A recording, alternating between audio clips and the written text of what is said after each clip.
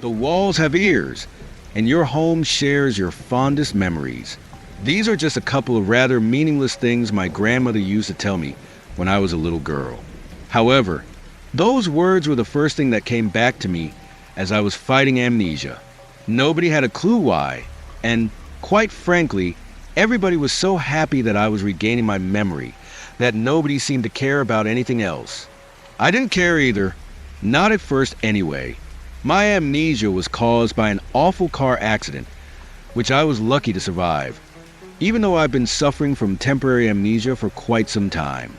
My family had a particularly bad time with it, but it got better eventually. The first few weeks were horrible.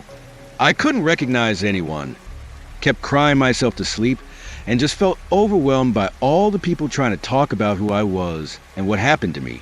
After that, I went through a long period of denial, but as stubborn as I was, the bits and pieces started to come back, and I regained most of my long-term memory. I still don't recall all the minor things I used to do or like, but overall, I'm pretty much myself again. That's a good thing, right? Well, I don't really know. I had been discharged from the hospital just a couple of days ago, and now I'm back home. I should be happy about it, but something doesn't feel right. No, it's not the fact that I occasionally forget my brother's name, or forget where my room is, and other memory loss related issues. I was told that some of them are normal symptoms that linger on for a while, especially in cases as severe as mine. However, that's not what's bothering me. It's something else. I think I might be losing it. Maybe it's some kind of damage my brain has suffered, or maybe it's caused by all the stress I've been under. I really don't know what it is, but it freaks me out, and I sincerely don't know if I'm going crazy right now. It started as I was unpacking my stuff the other day. I found an earring, and then I spent quite some time turning the bags inside out, looking for the second one. Despite the effort, I failed to find it, so I asked my mother if she had seen it around the house. She smiled and sat down next to me. "You always put on just one earring, dear. It was like your own unique style of wearing earrings," she said, insisting that I've spent years wearing only the one earring. Apparently, the whole thing started when I was in such a hurry to a birthday party that I forgot to put on both earrings. Some boy I knew noticed it and said that I looked cool that way, and I've just stuck with it ever since. She also added that I only wear them both for special occasions. I tried to remember, but I couldn't, as I was struggling to access my lost memories. She asked if I wanted her to buy me a new pair. I told her I wanted to go back to my old habits, or at least give it a try. I thought it would help me regain my lost memory. So I put the earring in my left ear and continued to sort out my things. When I finally finished, I stood up and looked at our beautiful garden through the window. I suddenly noticed that my reflection displayed a brief shining light coming from my right ear. It looked like I had an earring in it, reflecting the sunlight. I was getting closer to the window when my mother came in without knocking on the door. The squeaking of the door's hinges startled me, and I momentarily forgot about the reflection. As I turned around, she noticed my earring and kindly told me that I put it in the wrong ear. I was freaking out, but assuming it was just my brain's way to remember things, I mentioned nothing about the reflection and tried my best to act normal. She went through a lot, and I didn't want to scare her, so I just took the earring off and went to sleep. Today, after I woke up, I mistakenly put the earring in my left ear again, and as I was brushing my teeth, the reflection once again had it in the right ear. It was not just a distorted reflection in the window. This time it was a crystal clear image in the mirror, showing the earring in my reflection's right ear. My eyes were wide open, and I found myself compelled to put the earring into my right ear, terrified even to blink. The reflection simply stood still as I was doing it. Now it's in my right ear, and I'm staring at my reflection's dreadful grin as it strokes its right ear.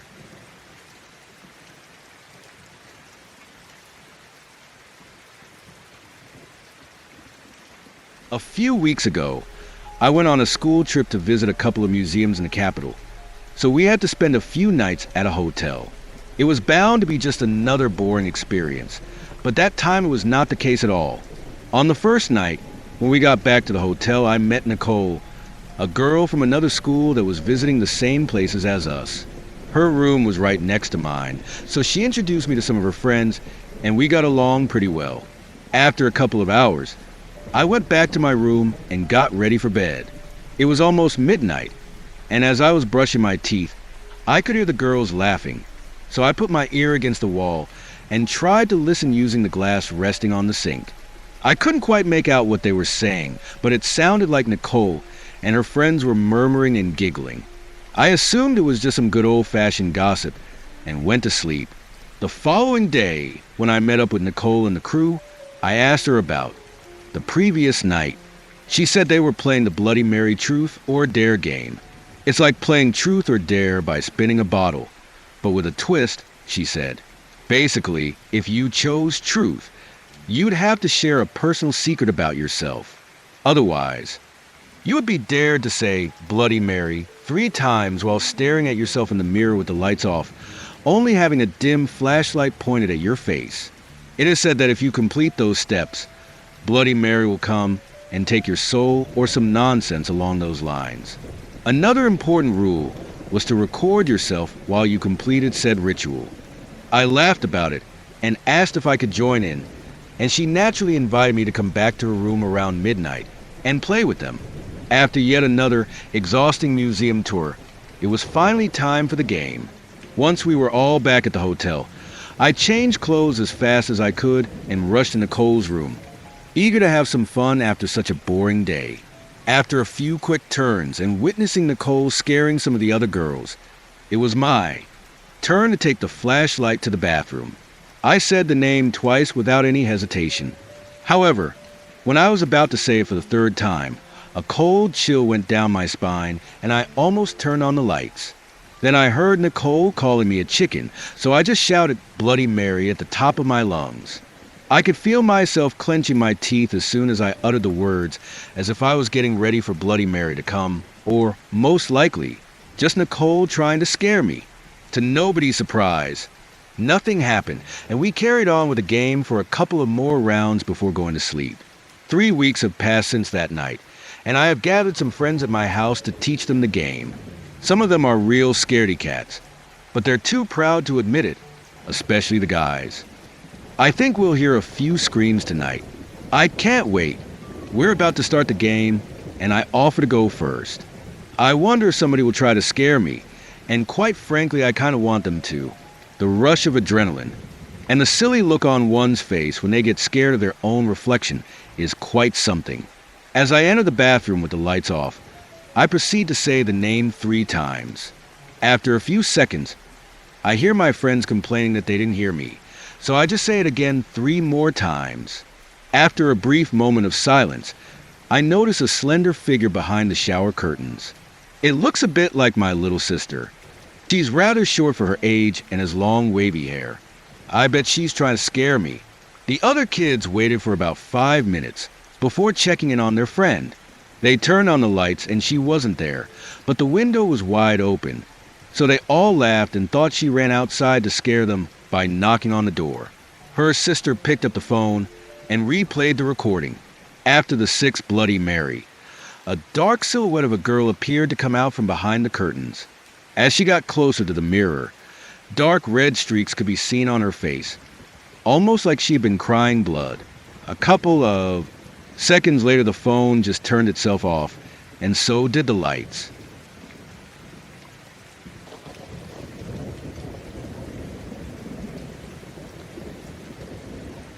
The weekend was the time when somebody like me, a 12-year-old boy, didn't have much to do apart from playing alone in the house. My mother kept an eye on me at all times, and I can't really blame her. After all, I think I broke every single window in this house at least twice. That's why I'm not allowed to play football indoors anymore. I was getting so bored that I decided to go up and down the stairs. Up and down, up and down. That was literally the only thing I was doing that day. Mom passed by and shouted, "Please stop fooling around," while my brother didn't even bother to say anything. Despite that, I kept on going up and down the stairs, and I started counting the stairs to kill some time. I counted 14 steps, again and again. My brother passed by once again and whispered something like, "What a numbskull." So I returned the compliment, even though he didn't really seem to listen to what I said. I went up the stairs once again, but this time I counted 16 steps. I thought that I made a mistake since I counted the 14 steps, like 10 times today, so I decided to count them again. They were 14, yeah, it must have been a mistake. That being said, I got bored with the stairs, so I went to watch some TV instead. The following day, I resumed my routine of running around the house. I ran under the tables, went into my brother's room when he was away, and so on. I was pretty old for these things, but I was so bored that I would have done anything to kill some time. Finally, I went down the stairs and counted them once again. 18 steps. Something was wrong. I counted them again, and this time there were 15. I rushed to my brother and told him about it. He wasn't really interested, but since I kept asking, he had to get up and count them for himself. He counted 14 steps right before my eyes, then went back to his room and shut the door. I was so frustrated and confused that I decided to try something different. I covered my eyes and started going down the stairs while counting them. 1, 2, 3, 4, 5. I got to the 18th step again, but strangely enough, it wasn't the last. 19, 20, 21, 22, and I kept on counting. There seemed to have no end. It was weird. Our stairs couldn't be that long. 40, 41, 42. Where would they end? I spent over an hour going down the stairs. I was already at the 120th step and still counting. I wanted to open my eyes. The curiosity was killing me, but I wanted to reach the last step before opening them. Slowly the silence faded away, leaving place for some strange whistle sounds. Step by step, other weird sounds started to appear. Rumbles, scratches, and some kind of dragging noises.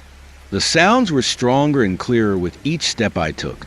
I thought I heard a muffled scream when I finally reached the last one, the 666th step.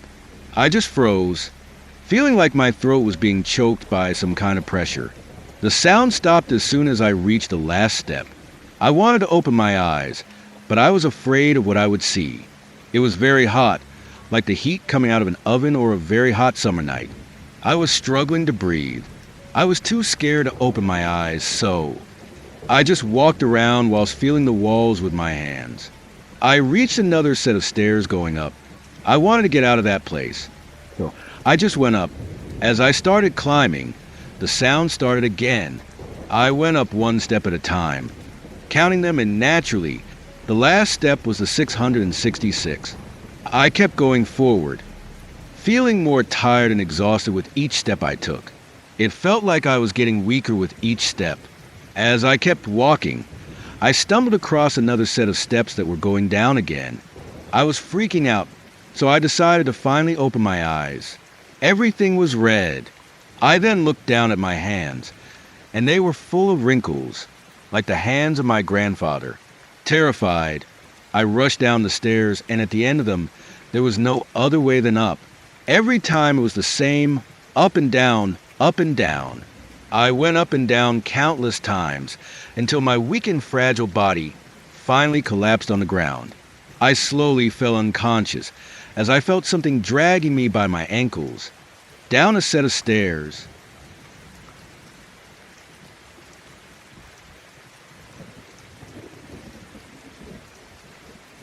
When I was a kid, I used to play down by the creek that was behind my house. I'd throw rocks, play with plastic army men, make little houses out of mud and sticks, having them sink into the creek.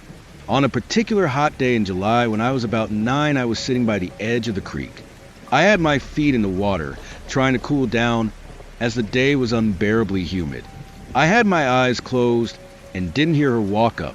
"Hello," I heard an older voice say. I open my eyes and see a thin, middle-aged woman wearing a thin white dress, walking barefoot, carrying a box under an arm. I recognized the box as a fishing tackle box that looked similar to my dad's, only a different color. I thought it was strange that she had a tackle box but no fishing poles. "Hey lady," I asked, How are you going to fish if you don't have any poles? She smiled at me and made eye contact. I wish she hadn't. Being as young as I was, I didn't quite understand it. But I felt slightly scared when I looked into those eyes. There was just something so fake about the happiness in them. It was like staring into the plastic eyes of a stuffed animal. They were made to look happy, but wasn't the real thing. Her mouth was stretched into a grin that slightly quivered. She spoke in a hushed, smoky voice of fragile composure. "Oh no, little boy, I'm not fishing. I'm using this for something very special." The way she said that last part really sent alarms off even for a child as young as I was. She said it with a girlish giggle that sounded more like a recording, an imitation. I didn't want to ask what it was, and began to walk away. Then she spoke again. I was going to do it by myself, but I think I need a little helper. Her eyes got wider, and she started to walk towards me. "No, that's okay." I shouted and ran away from the woman into my house and locked the door. I told my mom about it, and she went outside, but the woman was already gone. A few days later, my mom approached me with a worried look on her face and showed me a picture she cut out of the newspaper. "Honey, that woman you saw on Tuesday, was this her?" She showed me a photo of a woman standing with a man by a house, both of them with ear-to-ear smiles. It was her without a doubt. Those blank eyes were not something you can forget. I said, yes, she was. I made a frightened face, and my mom looked down, dropping the photo, and hugged me. "Oh, honey, I would never let anyone hurt you," she cried. I was confused, but was glad she was comforting me. My mom had a police officer come talk to me. The officer and I played with my action figures for a while we talked. He asked me about the lady. I told him the same story I told my mom, and I saw the same worried expression my mom had. "Wow, she sounds really scary," he said, the way adults do when they talk to children. He showed me a photo lineup of various women's ID photos and asked me if I can pick her out. I immediately do, as she is the only one with a smile. She kept smiling at me. That smile looked wrong. When I told the officer this, he froze and went a little pale for a second. "Yes, it must have been very scary, but you sound very smart for being able to get away from her," he said in that same adult tone to please children. "Who is she?" I asked, serious. The cop paused and looked at me in sorrow. "She was hurt very badly, and we need to talk to you to know when you saw her so we can guess when she got hurt." That answer satisfied me, and I didn't ask about it anymore. A few weeks later, the local police department sent me a certificate for a junior P. I for my help with the case. My parents said they were very proud of me, but they'd often still glance at each other with that same worried look whenever I brought it up. Soon after, they forbid me to go to the creek alone. Years later, I'm in college getting my master's in criminal justice and working as a file clerk at the local police department part-time. One day I run into the same officer that talked to me that one day at a mutual friend's birthday party. He was already long retired, but still remembered me. We begin to talk when I bring up my certificate jokingly and asked if he remembered that case. He went silent and looked down at his drink. "Yeah, I remember that one all right." He got up and motioned me to follow him somewhere more private. Outside, he lit up a cigarette and told me the story. That woman was a recent divorce whose husband she discovered was cheating on her for a much younger woman. He said that when they interviewed her friends, she still continued to be chipper, and everyone thought she was just being optimistic. She lived about a mile from my house, but by the same creek. Her husband loved to fish as a hobby. That day, just an hour before I saw her, she broke into her ex-husband's home, found his new wife on the bed sleeping, and strangled her with a cord before stealing her husband's tackle box. The officer began to shake when he explained what she did next. She climbed up into a tree, sitting on a branch. She opened the tackle box. Taking out all the hooks, she threaded fishing lines through them and tied them to the same end of the branch. After she tied about 10 hooks on fishing lines, she took them all in her hand. She swallowed all of the hooks and jumped off the branch. The coroner estimated that she was hanging there for half an hour before she bled to death. But the worst part, the officer now almost in tears, stammered to say, was that smile. Even dead, she still had on a fucking smile. Blood everywhere. Her eyes were rolled back till you only saw the whites. But she still had a big ear-to-ear smile. After hearing this, I immediately thought what she would have done to me, and what I would have seen if I agreed to be her helper.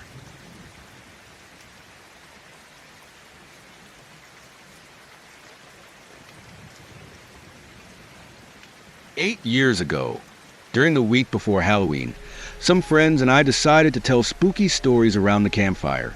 We had always wanted to make a fire outside and hang out at night, but we were too young to go by ourselves, especially after midnight.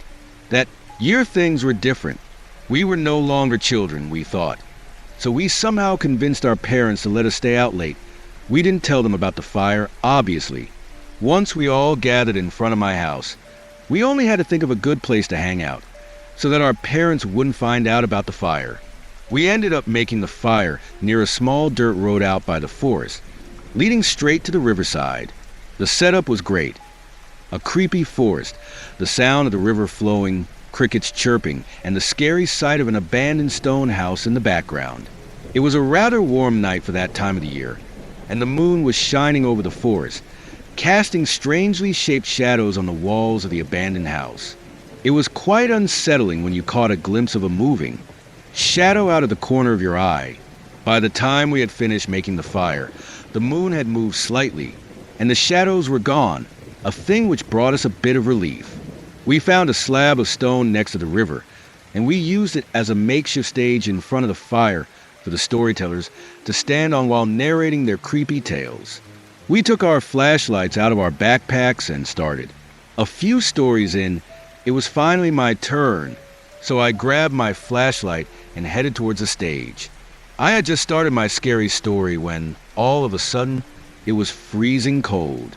The flashlight turned itself off, and the wind started blowing violently, putting out the fire. I panicked, and I kept slapping my flashlight in the hope of it turning back on, assuming it was a joke of mine. But still unsettled by the whistling of the wind, everybody instinctively reached for their flashlights, but none of them worked. Overwhelmed by fear, I slowly headed back towards the group.